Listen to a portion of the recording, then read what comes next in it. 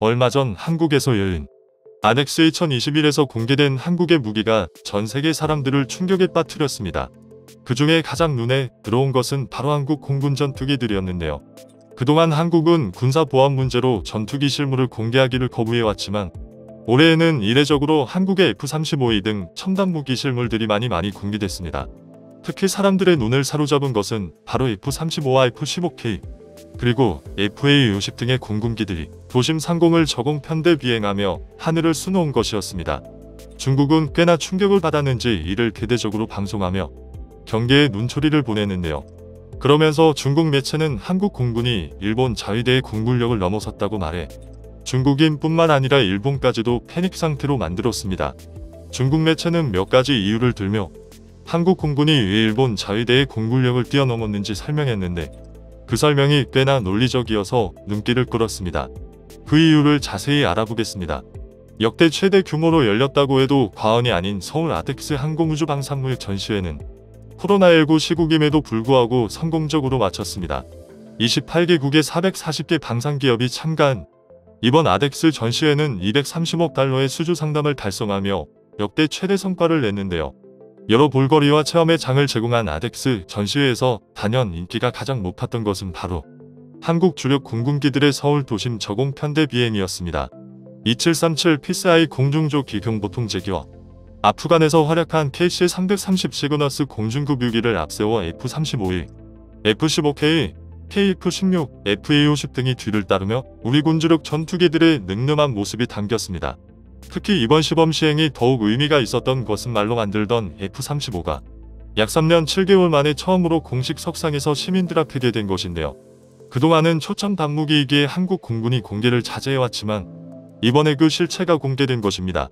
중국은 압도적인 한국 공군의 시범 비행을 대대적으로 방송에 내보냈는데 중국인들은 자신들이 상상했던 한국이 아니었기에 꽤나 충격을 받았습니다.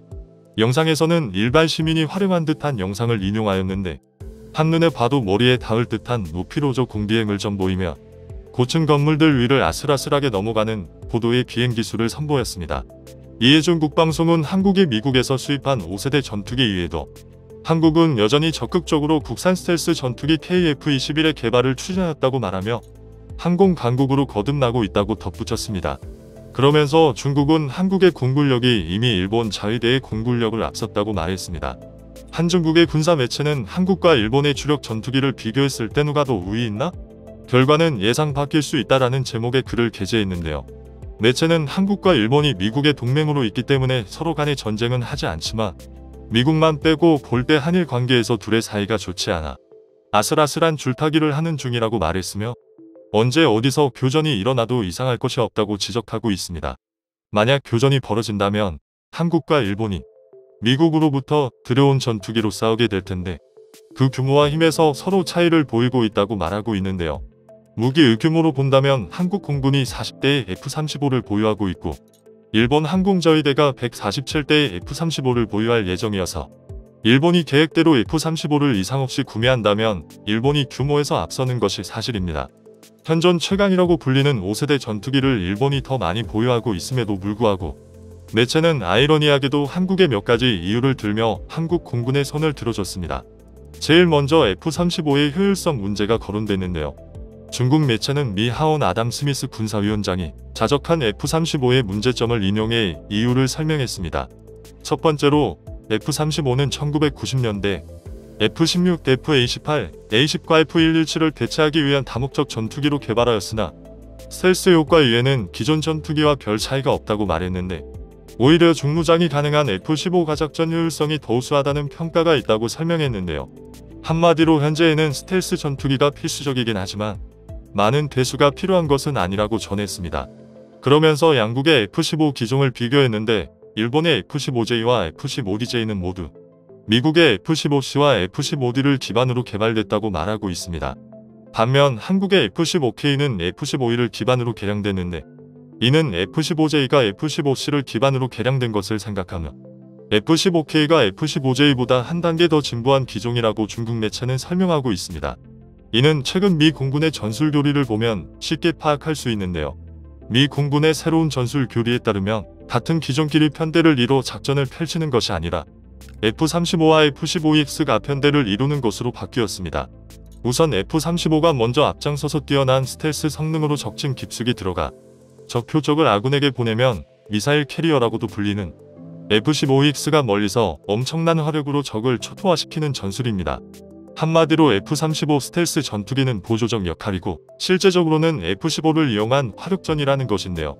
최근 이사 레이더의 발달로 스텔스 전투기도 추적할 수 있기 때문에 일각에서는 화력이 약한 스텔스 전투기의 무용론까지 제기되고 있고 실제로 미 공군은 F-22 랩터 F-35를 초기에 퇴역시킬 것이라고 발표하였습니다.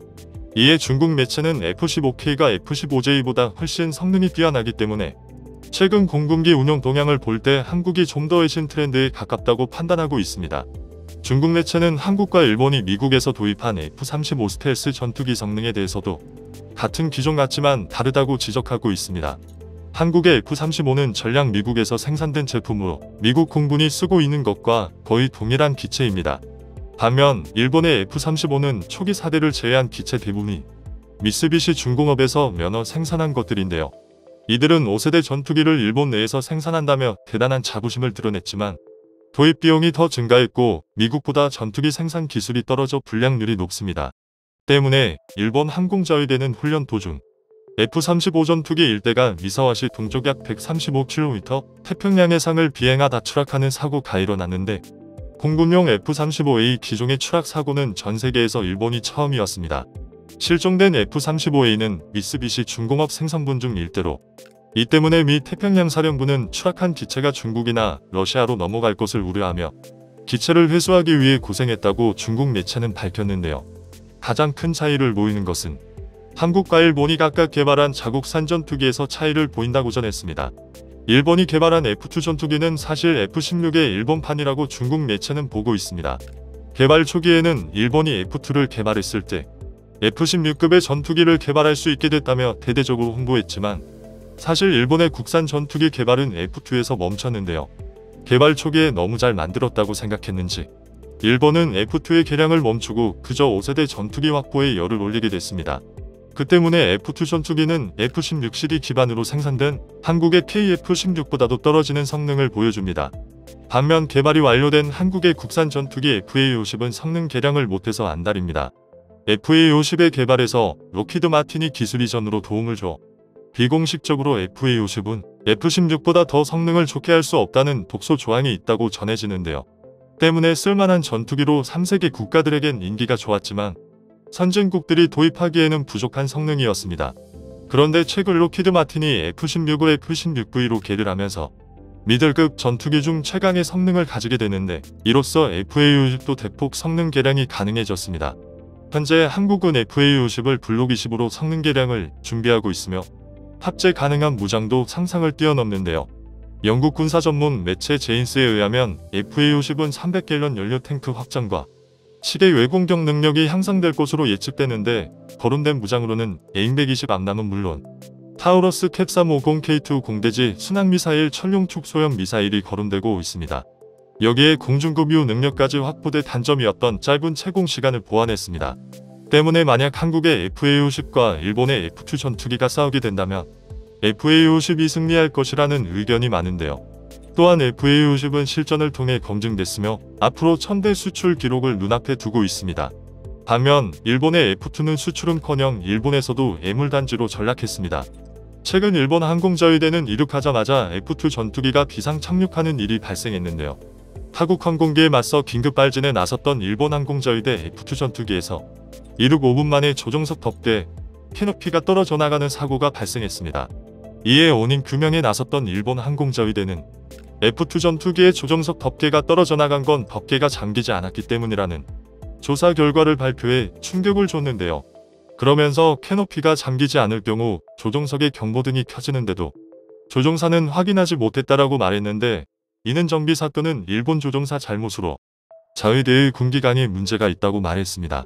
중국 매체는 한국이 KF-21의 개발을 완료하게 된다면 실제로 아시아에서 가장 위험한 국가가 될 것이라고 설명했는데요. 이는 제3국인 중국의 눈으로 비교한 것이기 때문에 객관적인 시각으로 한국이 일본의 공군력을 뛰어넘었다고 말할 수는 있습니다. 최근 영국 글로벌 항공 매체 플라이트 인터내셔널은 얼마 전 한국 공군이 세계 5위의 공군력을 보유한 것으로 평가했는데요. 앞으로 한국의 전투기들이 더 발전하는 모습을 기대하며 더 높은 순위에 한국의 이름이 있기를 바랍니다. 끝까지 시청해 주셔서 감사합니다. 도움이 되셨다면 좋아요를, 다른 이야기도 궁금하시면 구독을 눌러주세요. 다음은 관객들의 댓글입니다. 전투기만 보면 그럴 수 있지만 중대형 수송기 및 특수 목적 항공기는 아직 더 확충해야 합니다. 타국들의 평가가 어떻든 간에 신경 쓰지 말고 현재에 만족하지도 말며 계속 부단히 무력 증강에 힘써야 합니다. 국민들의 강한 안보의식과 더불어 강력한 무력만이 자주 국방의 실현을 앞당길 것입니다. 중국, 일본, 북한 등이 함부로 넘볼 수 없는 나라가 되어야 생존할 수 있습니다. 계속 정진해야 합니다. F-35E는 이미 2년 전에 실기체 4번기 아덱스에서 공개했었어요. 물론 F-15K는 공개뿐 아니라 조종석도 일반에 공개했었고요. 기계도 기계지만 운영 인력 면에서 한국이 압도하지 않을까요? 와, 대단하네요. 국방력이 있어야 중길이 함부로 대하지 못하죠. 대한민국 공군 화이팅입니다. 관계자 모든 분들께 박수를 보내드려요. 감사합니다. 한국이 제일 위험하다는 중공애들의 말이 우습다. 왜냐면 우리는 네가 침공하지 않으면 먼저 침공할 일이 전혀 없기 때문이다. 우리는 늘 방어운전만 하지. 섬나라 오픈카. 아니군. 오픈 전투기 대단하고 중고 우천시 비행 취소 전투기도 대단하고 한국도 속도내서 엄청 따라잡아야 할 듯합니다. 일본의 공군력의 가장 큰 문제점은 항공기용 엄체호가 없다는 점입니다. F-1을 너무 저평가했네. 초음속 대한미사일 ASM-3 사기를 장착할 수 있는 전투기는 드물걸.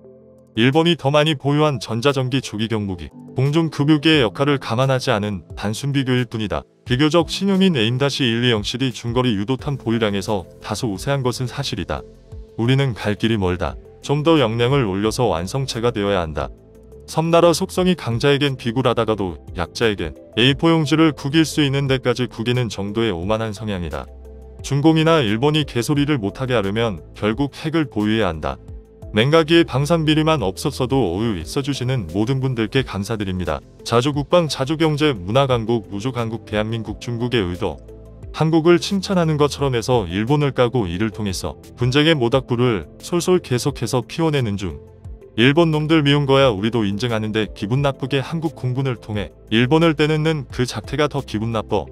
때리는 시어머니보다 말리는 시누이가 더 밉다는 증거. 좋은 내용입니다. 헌데 충격, 패닉 같은 과장된 워딩이 너무 많습니다.